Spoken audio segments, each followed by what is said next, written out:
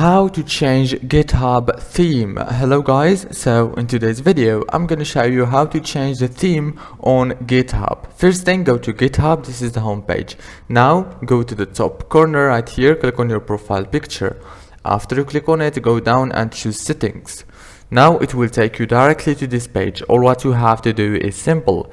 Go right here to appearance. After you click on appearance right here, as you can see, you can manage your theme preferences. You can change the theme mode, as you can see, single theme or sync with system.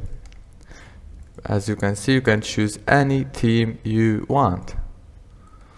The dark mode, the dark diamond, the light, and any theme you want.